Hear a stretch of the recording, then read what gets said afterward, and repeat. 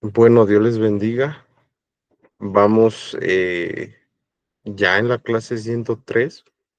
Llevamos bastantes semanas, más de 2 años, de manera muy constante, pues estudiando lo que dice la Biblia, ¿no? Empezamos hace poco más de 2 años en el libro de Génesis y hemos estado analizando algunas porciones de tipo histórico. Y el día de hoy vamos a introducirnos en el libro de Crónicas, ¿no? Vamos a estar por ahí estudiando, pues, algunos datos muy interesantes que tienen que ver con el título, con quién fue el que lo escribió, la fecha en la que se escribe, su propósito, sus temas principales y cómo es que muestra a Cristo, primera y segunda de Crónicas. Debemos de recordar antes de entrar al libro que vamos a ver una am, recapitulación de lo que ya vimos en Primera y Segunda de Reyes, pero ahora lo vamos a ver desde una postura más teológica. Lo que pasó con Primera y Segunda de Reyes, creo que a muchos nos llegó a suceder, es que nos abrumaba ver una serie de datos meramente históricos. Aquí lo que realiza el autor, pues es más que nada una revisión, sí, de los artículos históricos, pero lo redacta desde una perspectiva meramente sacerdotal, meramente teológica. Entonces, ya desde el título, pues sí nos vamos a estar percatando de que hay este matiz, ¿no? Entonces, vamos a analizar, ¿verdad? 4 posturas que describen, pues, por qué se llama como se llama, valga la redundancia, este libro, ¿no? Desde los escritos bíblicos encontramos el nombre de Dibre Hayamim, que propiamente significa hechos de los días, ¿no? Que está muy vinculado con la concepción de la tradición hebrea, donde Crónicas se llamaba las palabras o eventos de los días. Es como muy parecido, pero cuando nosotros entramos a la visión que se tenía cuando se escribe la Septuaginta, se utiliza la palabra en griego para lipómenos, que significa literalmente de lo que quedó por fuera. ¿Por qué se nombraba así? Bueno, porque había una idea de que Crónicas era un libro superior a Reyes. Esto no es así, es un libro complementario. Eso debemos de tenerlo muy en cuenta. O sea, si bien lo vuelvo a comentar, para algunos de nosotros puede que haya sido difícil el entender la cronología histórica de una serie de datos demasiado amplios, como ya lo vimos en Reyes. No quiere decir que por eso Crónicas, por tener una perspectiva más teológica, sea superior. De hecho, son libros hermanos o libros complementarios que nos van a ayudar a comprender, pues, cómo es que la vida del pueblo de Israel se fue desarrollando desde la monarquía de David hasta cuando vemos la caída del reino de Judá. Esto, sobre todo en Crónicas, nos va a abrir un panorama, ¿no? Sobre qué fue lo que pasó desde una perspectiva espiritual.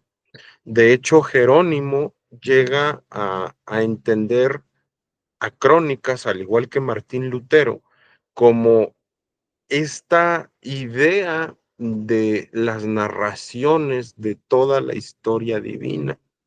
Por eso es que cuando Jerónimo y Lutero llegan a hacer, sobre todo Lutero, traducciones de la Biblia, se queda este título, Crónicas, en base a la perspectiva luterana, ¿no?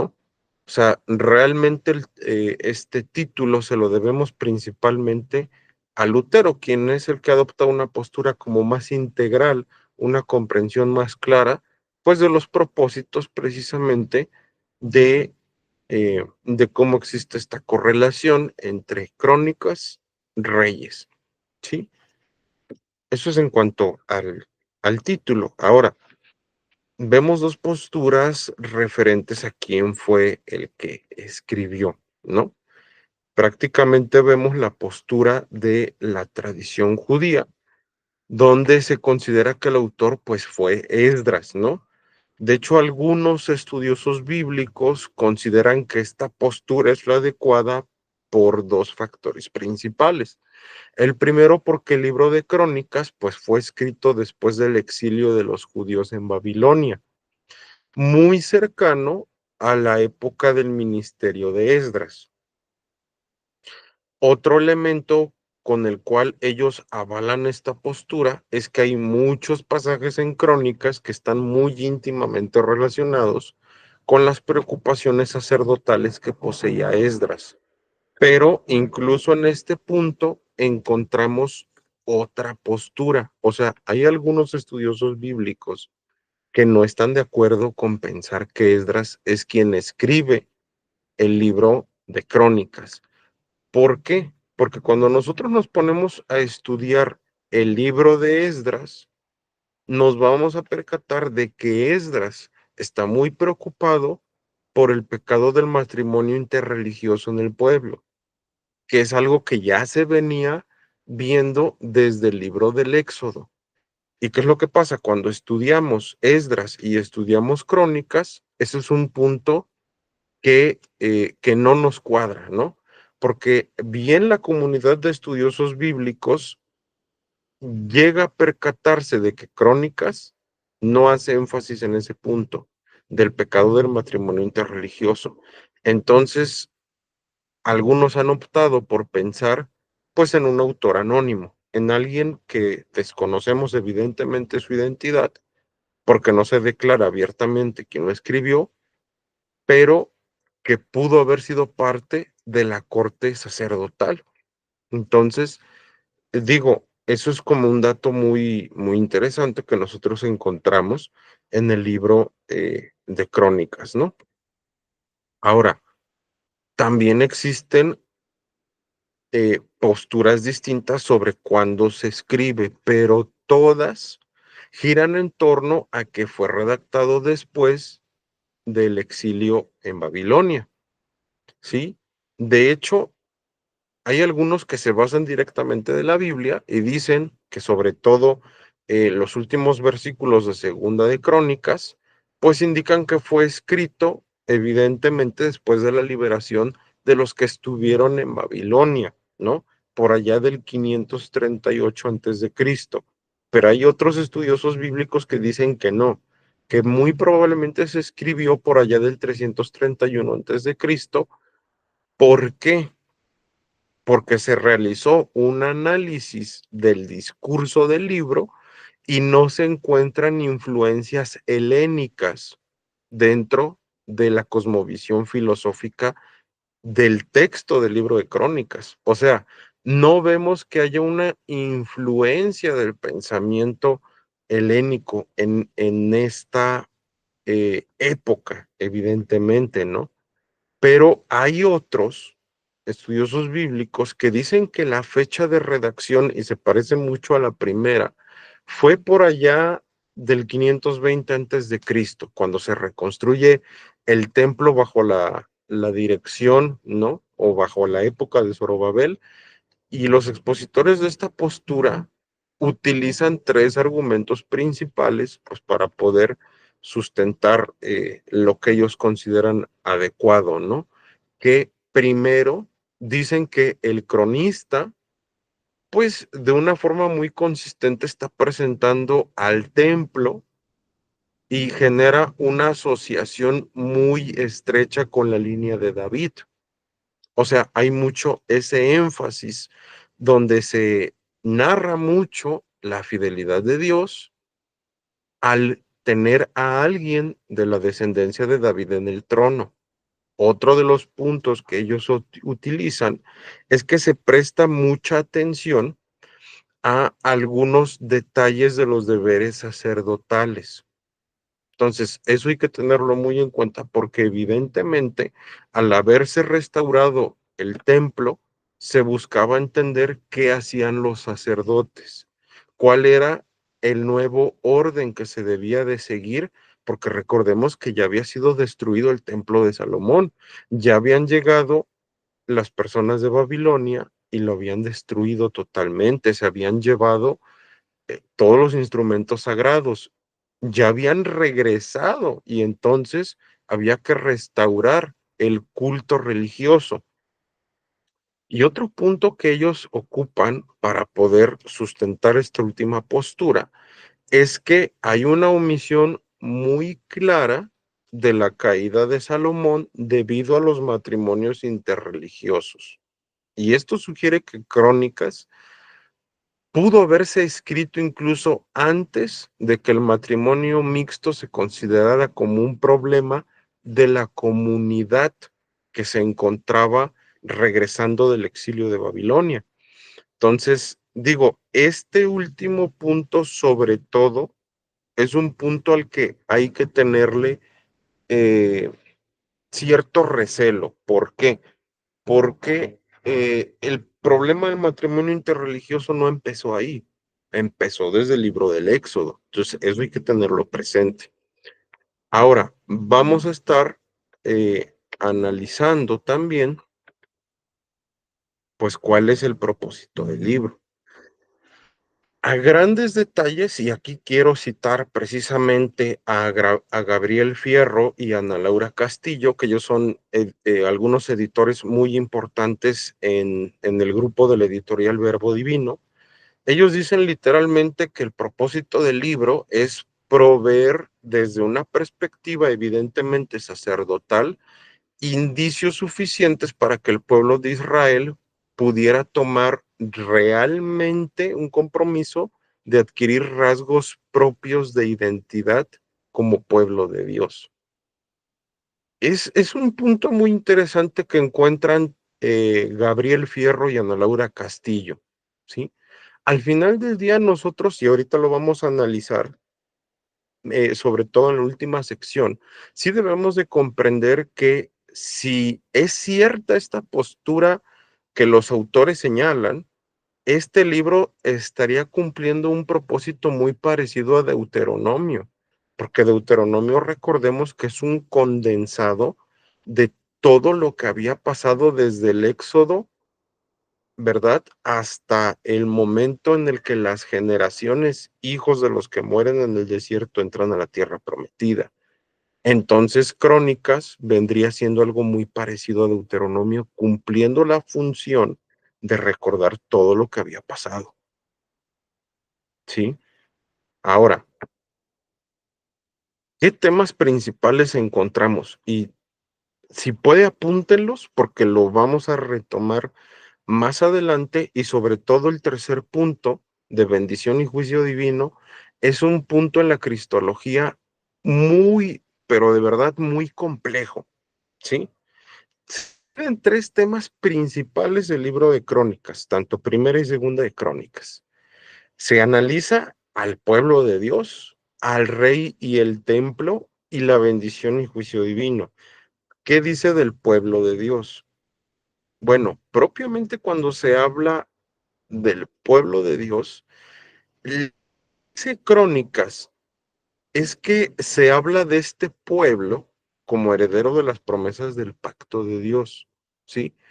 Pero también se dice que el autor sagrado, ¿verdad? Hace como mucho énfasis en este pequeño remanente del pueblo de Judá con el grupo más pequeñito del pueblo de Israel que sobreviven.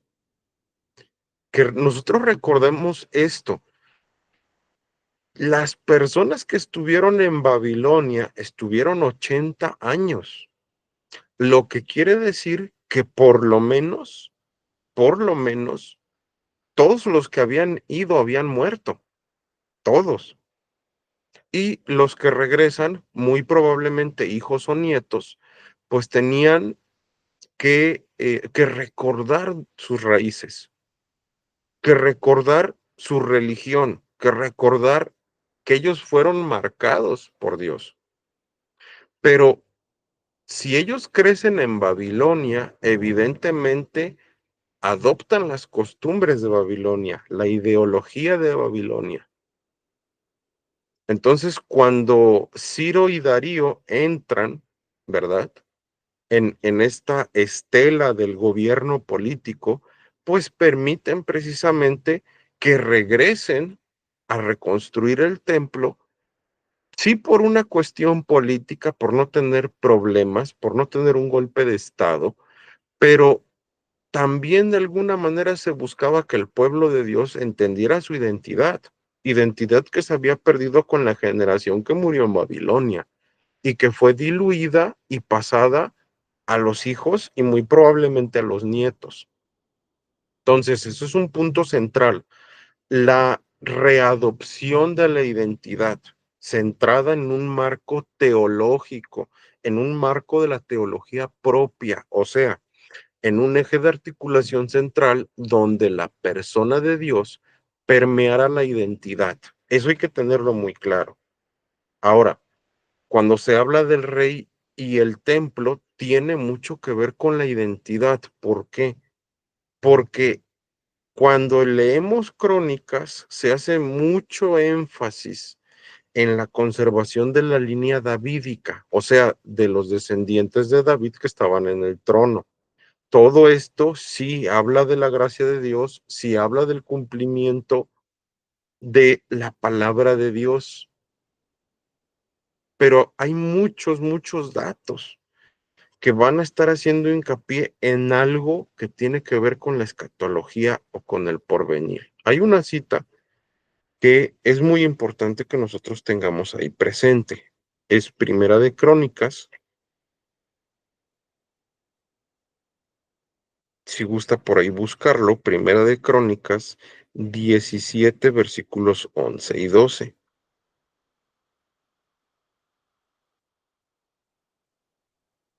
Vea lo que dice la palabra. Y cuando tus días sean cumplidos para irte con tus padres, levantaré descendencia después de ti, a uno de entre tus hijos, y afirmaré su reino. Él me edificará casa y yo confirmaré su trono. Ahí es donde entra el punto clave de la escatología, eternamente. Muy evidentemente Dios, cuando estaba hablando con David, no se refería a Salomón de ningún modo. O sea, aquí está hablando de Cristo. Entonces, incluso al día de hoy, y eso lo vamos a estudiar cuando entremos a la materia de escatología o la doctrina del futuro, pero la realidad es que al día de hoy, evidentemente no se ha dado cumplimiento a las 70 semanas de Daniel, solo a las 69. Y es un tema muy, muy complejo que sí vamos a tocar en un punto, porque sí debemos de entender cómo es que Crónicas está relacionado con la escatología. Ahora,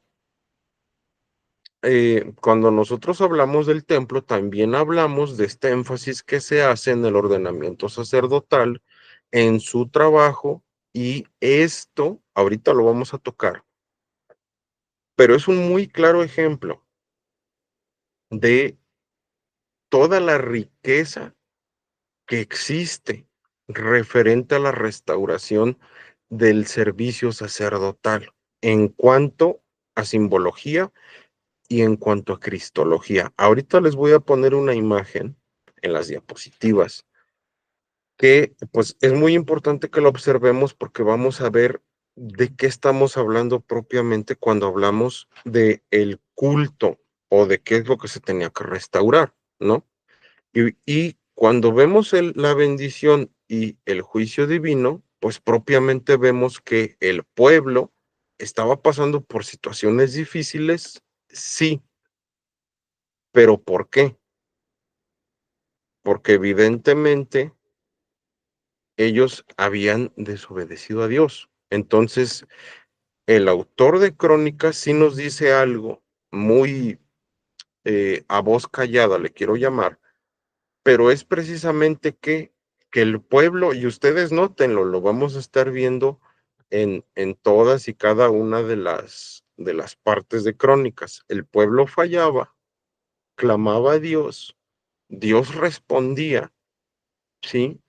Y había un tiempo donde los gobernadores eran eh, personas espiritualmente saludables, le vamos a llamar, y todo iba bien, pero un momento en el cual todo se echaba a perder. Y entonces venía la muerte, venía la destrucción, venían una serie de cosas que realmente no beneficiaban al pueblo. Entonces, esto está también muy vinculado, sobre todo con esta idea que vamos a analizar ahorita referente a toda esta área de la cristología. Nada más denme un momento, no sé qué está pasando acá.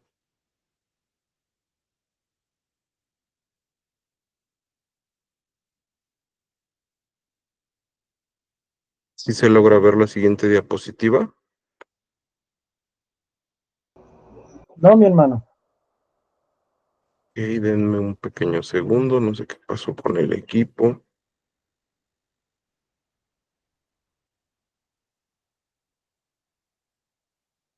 Ok, creo que ahí ya se ve. Ahora sí. Gracias, hermano. Bien, ¿qué es lo que nosotros encontramos en la cristología de Primera y Segunda de Crónicas? Encontramos precisamente tres puntos que están vinculados con los temas principales.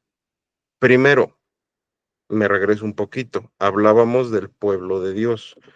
Lo que nosotros encontramos en la cristología de Primera y Segunda de Crónicas es que precisamente Cristo es el que le da cumplimiento a la formación del verdadero Israel espiritual. Vamos a ver algunas citas, pero quiero que todo esto sea un antecedente para que nosotros de ahí partamos y veamos cuál es el sentido, el contenido del tabernáculo de Moisés. Ahorita les voy a explicar por qué es tan importante. ¿Por qué es tan importante el tabernáculo de Moisés? Que si bien sabemos, fue de alguna manera mm, reemplazado, le voy a llamar así, en la realidad, todo esto, dice el autor de Hebreos, es una sombra de lo porvenir. O sea, vamos a ver ahorita unas cuestiones de verdad densas, pero muy padres en cuestión de teología. Entonces, vamos a ver lo que dice Gálatas 3, Gálatas 3, 14. Vamos a empezar a observar cómo es que Cristo forma un pueblo, ¿no? Gálatas 3, 14, de ahí nos vamos a saltar al 29. Dice Gálatas 3, 14, para que en Cristo Jesús la bendición de Abraham alcance a los gentiles, a fin de que por la fe recibiésemos la promesa del Espíritu. Eso es lo que dice el versículo 14. Pasamos al versículo 29, dice, y si vosotros sois de Cristo, ciertamente el linaje de Abraham sois y herederos según la promesa. ¿Sí? Lo que tiene como idea el apóstol Pablo, y eso también lo vemos en Efesios, sobre todo en Efesios 2, es esta idea de que fuimos sellados, ¿no? Y esto se remite mucho a la antigüedad, donde en Éfeso precisamente la madera que era comprada tenía que ser marcada. Digo, algo muy parecido a lo que se hacía con el o lo que se hace con el ganado actualmente. Se ponía una marca con un hierro al rojo vivo, con la inicial o con un signo del comprador. Ese mismo vocablo que se utilizaba en la antigüedad para referirse a ese tipo de marca es lo que está diciendo aquí el apóstol Pablo, sobre todo en Efesios. De hecho, vamos a estar observando también en Efesios 3, vamos un poquito adelante, es Efesios 3:6. Dice que los gentiles son coherederos y miembros del mismo cuerpo y copartícipes de la promesa en Cristo Jesús por medio del Evangelio. O sea, Pablo tiene muy presente esta idea. Si bien Crónicas está hablando de esta etnia, quiero que lo comprendamos ahora sí, en este vocablo griego, el etnos, la etnia, el pueblo, la cultura del pueblo de Dios, pues Pablo está diciendo, bueno, quienes han sido comprados a precio de sangre, quienes han nacido de nuevo, ¿verdad? Son quienes forman el pueblo de Dios. Son quienes tienen la identidad, quienes tienen la cultura, quienes tienen las costumbres, tradiciones en un solo corazón, en un solo sentir. Que esto es precioso, ¿sí? Porque al hacer un estudio étnico nos vamos a dar cuenta que la filosofía, que la historia, que el consciente colectivo es algo distintivo del etnos. Y aquí lo que es lo que nos está diciendo Pablo. Somos un etnos, somos un pueblo con un consciente colectivo, con un pensar, con un sentir en Cristo.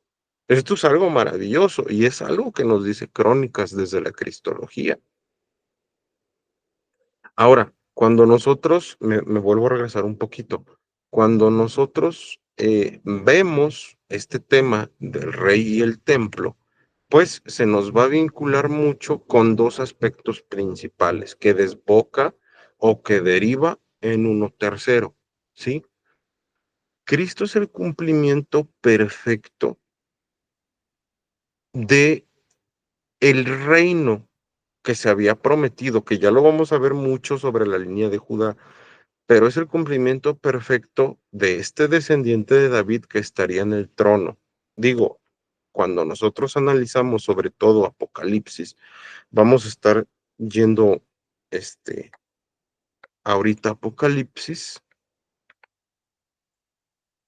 sobre todo en el capítulo 3, nosotros podemos observar cómo en un momento dado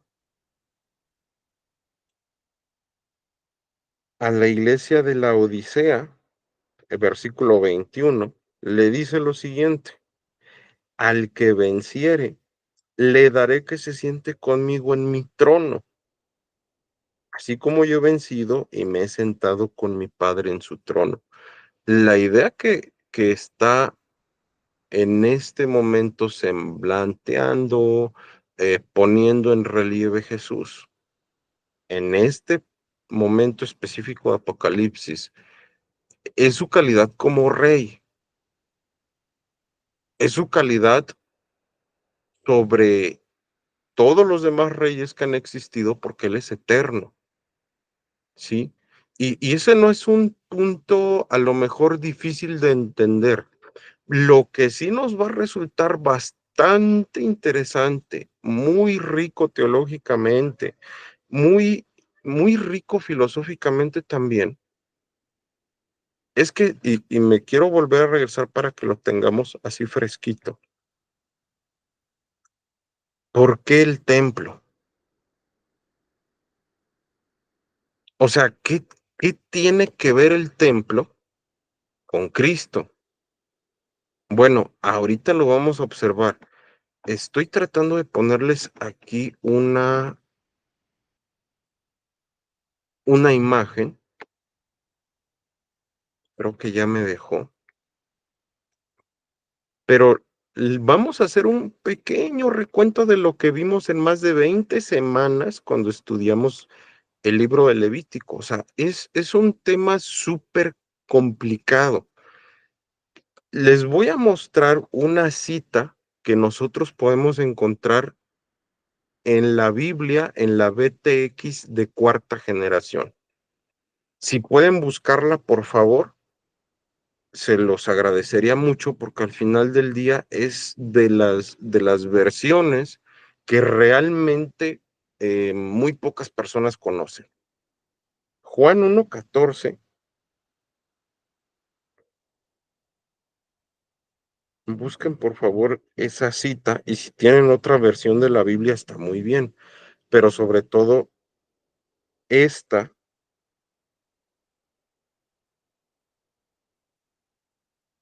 esta nos va a abrir mucho. Amén, hermano. Juan No, 1:14 en la también tengo BT. varias versiones acá. Usted me dice alguna versión, tal vez la tenga y la puedo leer en esa versión. Si tuviera la BTX 4 o la 3 estaría perfecto, hermano. Sí, le tengo las dos. Ok, en la 4 por favor. 1:14. Amén. Juan dice, y el Logo se hizo carne y tabernaculizó entre nosotros, y contemplamos su gloria, gloria como del unigénito del Padre, lleno de gracia y de verdad. Amén. A ver, dice, y el Logos tabernaculizó. ¿Qué significa esa parte? Está profundísimo, que lo vuelvo a repetir y lo pueden ver ustedes en el canal de YouTube que tenemos, pero nos llevó más de 20 semanas, literal, más de 20 semanas, gracias hermano Rafael por la lectura, más de 20 semanas entender solamente esa palabra, tabernaculizó. O sea, ¿qué significa? Es extremadamente rico el entender esa sola palabra. Si ustedes ven, les presento ahí un pequeño diagramita de qué era todo el tabernáculo de Moisés. Juan está diciendo que el verbo, el logos de Dios, tabernaculizó. Propiamente, cuando se habla de tabernaculizar, se dice que se hace realidad esta noción del significado de los elementos del tabernáculo mosaico y cuáles son los elementos y cuál es su significado y cómo se relaciona con Cristo y con Crónicas. Vamos paso por paso. Vea por favor la imagen y en el lado derecho dice la puerta del atrio. Recordemos que la puerta estaba dividida en tres secciones, donde entraba la gente del pueblo, donde entraban los sacerdotes y donde entraba el sumo sacerdote el día de la expiación. Pero recordemos que en esa sección principal de la puerta, el lino estaba teñido de cuatro colores. El color rojo, que nos va a recordar a Isaías 53 y nos habla de los sufrimientos del Mesías prometido. Literalmente dice el profeta Isaías, Él fue molido por nuestros pecados, herido por nuestras transgresiones. El color blanco simboliza la pureza perfecta de Cristo. Nos recuerda mucho al libro de Apocalipsis cuando se presenta Cristo mismo glorificado con su vestimenta blanca, con un pectoral de oro, pero también con su mirar como el de un sol, dice el libro de Apocalipsis, y sus cabellos blancos como la nieve, simbolizando una pureza y santidad evidentemente más que perfecta. El color azul que estaba en la entrada simboliza el origen celestial de Cristo. Dice Juan que el verbo estaba con Dios y el verbo era Dios. Y más adelante dice que habitó, tabernaculizó entre los hombres. Y el color púrpura simboliza la realeza de Cristo.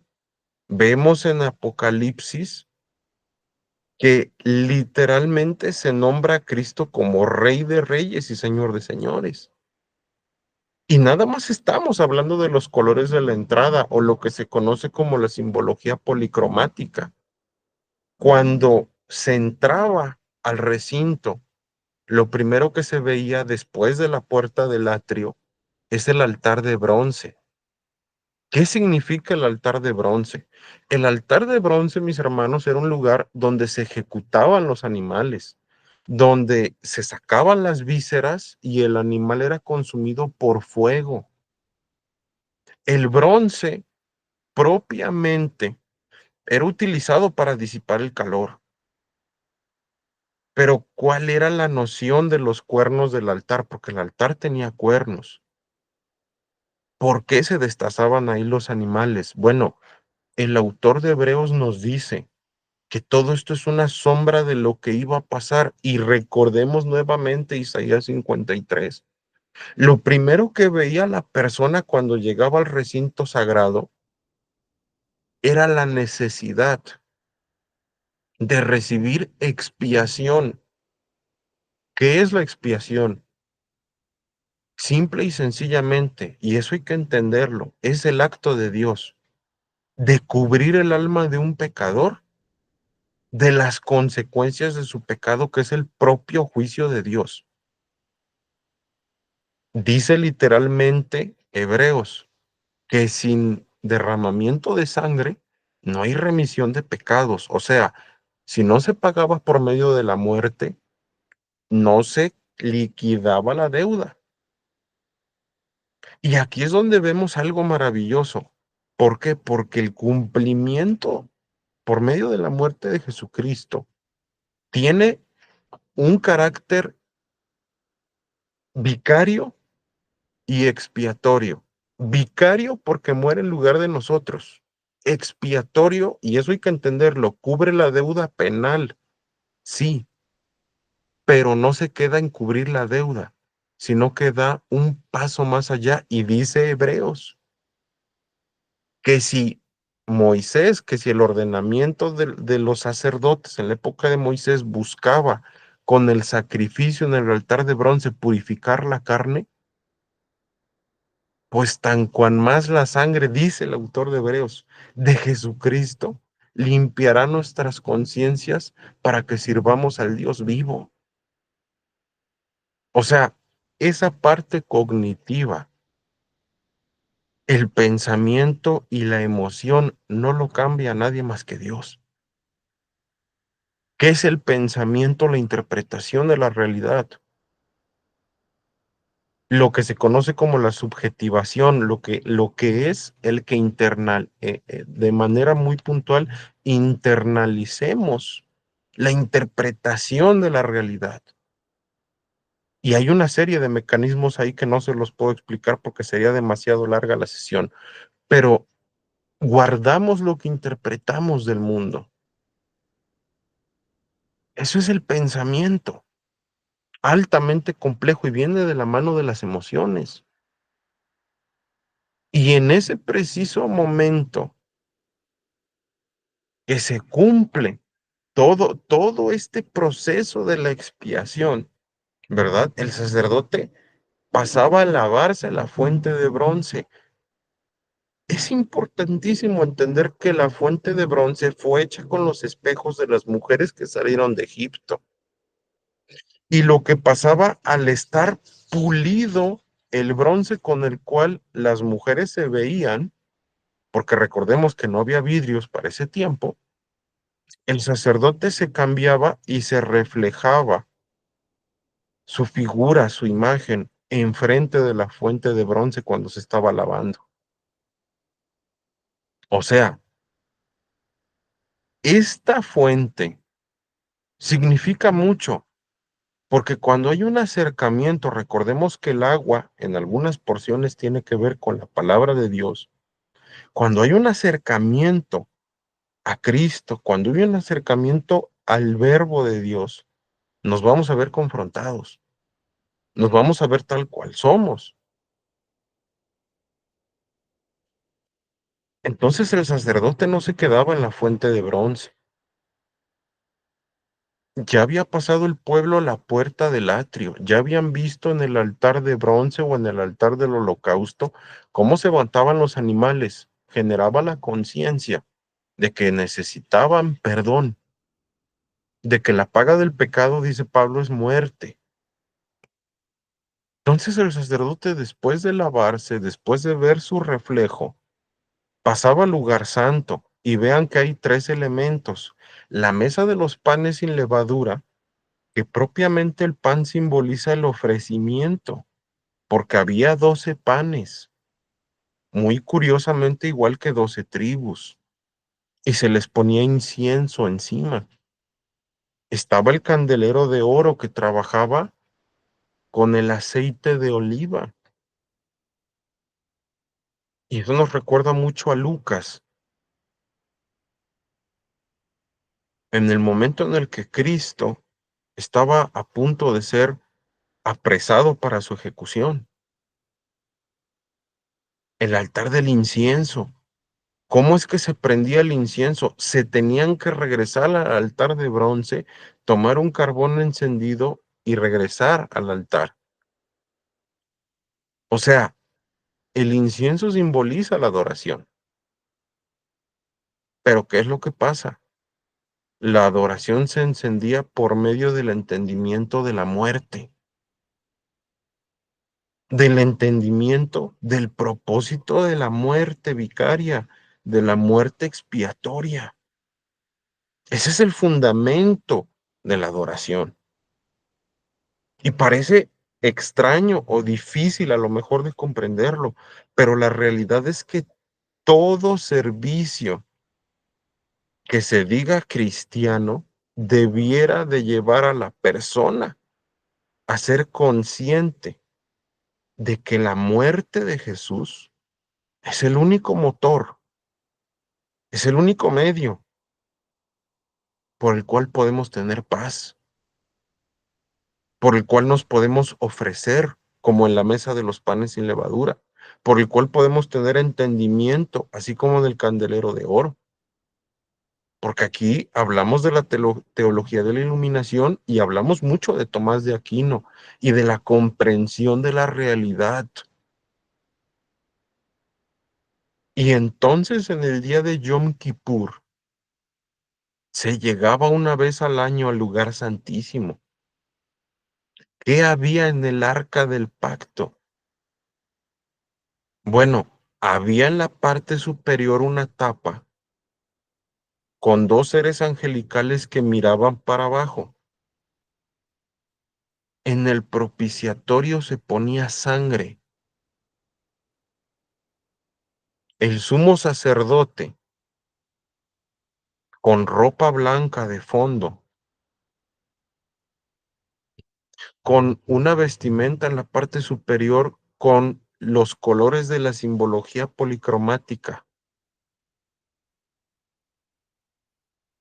con el efod que tenía las piedras con los nombres de las 12 tribus, con las sombreras, que cada piedra tenía 6 nombres de las tribus, con la mitra,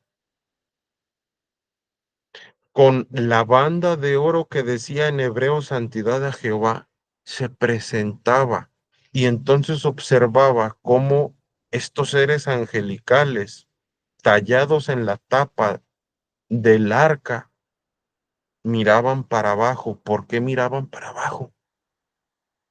Porque había tres elementos fundamentales: la urna de maná, la vara de Aarón y el decálogo, y también nos hablan de Cristo.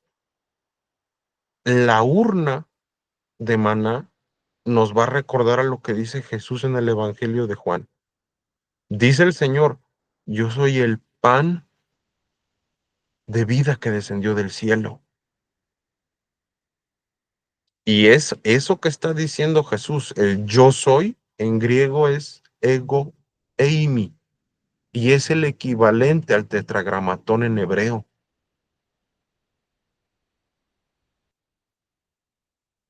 Estaba también el decálogo.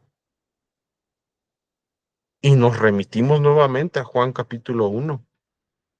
El verbo, el estándar perfecto de la ley es Cristo. El estándar perfecto cumplido y que aumentó la dificultad.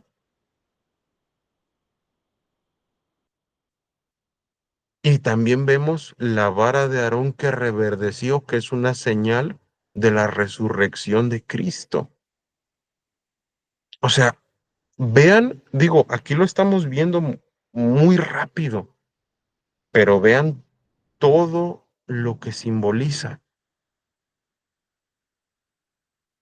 Entonces, a manera de recapitulación, para que no nos perdamos, analizamos